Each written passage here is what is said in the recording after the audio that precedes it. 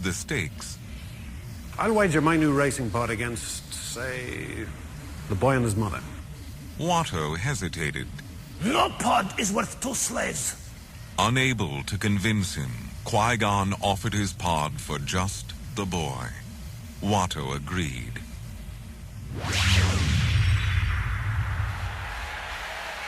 Qui-Gon sensed that Anakin was strong with the Force.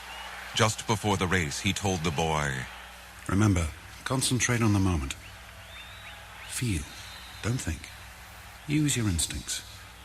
Then, Anakin was off, the pod's twin engines screaming as he tore down the track. Pod racing was hard enough by itself, but on Tatooine, everyone cheated. The racers slammed into one another.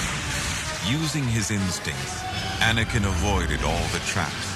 But as he hurtled down the final stretch, Anakin's pod got hooked on the leading pod, and they roared toward the finish line together. At the last minute, his opponent's steering rod snapped, and his ship smashed into a wall. Anakin spun across the finish line, alone. After the race, Qui-Gon surprised Anakin. "You're no longer a slave." Anakin was stunned. Then Qui-Gon made a fateful decision. He offered to take Anakin before the Jedi Council to ask if he could teach him the ways of the Jedi. Our meeting was not a coincidence. Anakin was thrilled until he learned he would have to leave his mother behind. I don't want things to change. Shmi comforted him. But you can't stop the change, any more than you can stop the suns from setting. After one final hug, Anakin bravely turned away and left with the Jedi. With the parts they'd won, Qui-Gon was able to repair the Queen's ship. But as they hurried to the transport, they were attacked by Darth Maul. Anakin, drop! Go! Tell them to take off! As Anakin raced for the ship, the Jedi and the Sith fought.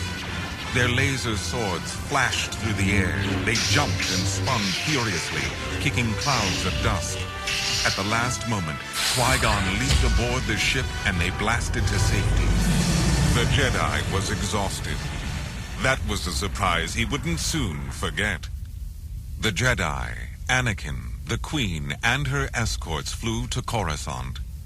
There, Qui-Gon told the Jedi Council about the mysterious warrior he'd fought. My only conclusion can be that it was a Sith Lord. Yoda, one of the Jedi Masters, was deeply concerned. If the Sith were involved, the Republic was in grave danger. Qui-Gon then asked the Jedi Masters to test Anakin.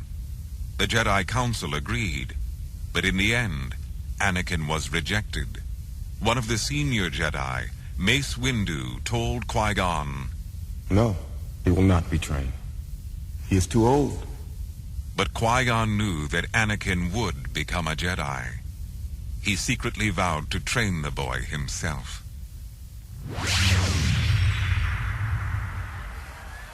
Meanwhile, Queen Amidala and her advisors found no help on Coruscant.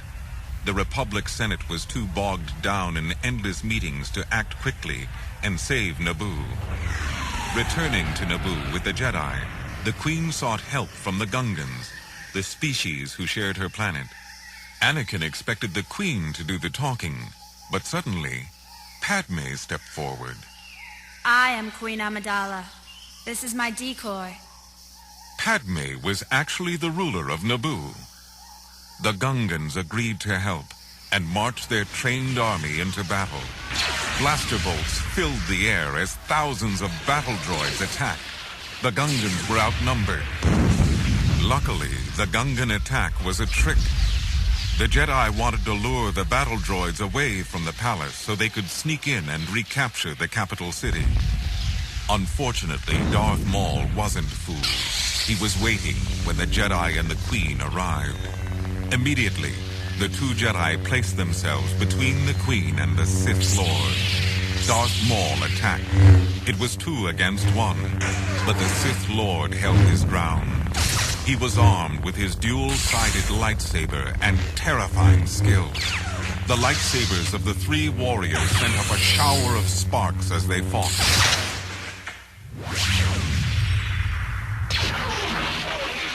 As the battle raged around him, Anakin hid inside a nearby starfighter with the droid R2-D2. Then he accidentally pushed a button, and the ship launched into space.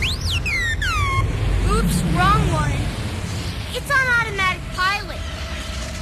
Hang on! Anakin and R2 were being fired at from all directions. The starfighter darted through space, but was soon struck. We're hit!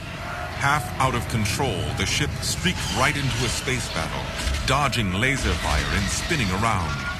R2 and Anakin hung on for their lives.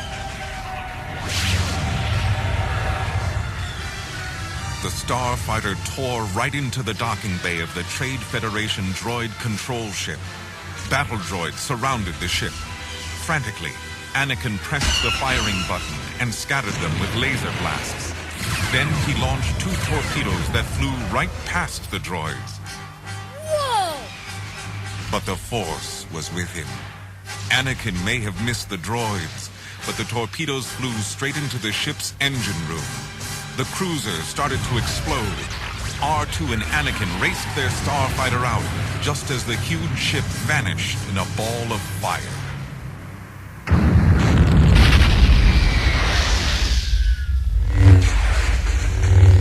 Down on Naboo, the battle droids froze in place. With their command battleship destroyed, the Federation army could not function.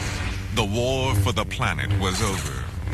But the battle of the Jedi and the Sith raged on. Qui-Gon fought bravely, but Darth Maul was too strong for him. With a vicious stroke, the Sith Lord cut the Jedi down.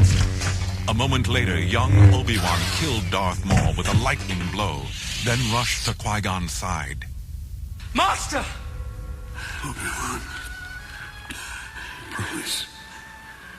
promise me you will train the boy. With those words, the great Jedi died. Although Qui-Gon had been lost, the battle had been won. The Trade Federation had been driven from Naboo, and the planet was safe. Anakin watched as the people of Naboo celebrated their freedom. He wished his mother could see how far he had already come, but he knew he could not return home yet. Obi-Wan agreed to teach him the ways of the Jedi, and soon his training would begin. Yet at the same time, the Jedi Council's worries grew. One Sith Lord had been defeated, but as the Jedi Yoda said, Always 2 there are. No more, no less. A master and an apprentice. somewhere among the stars there was another Sith Lord lurking in the galaxy, waiting for the chance to strike.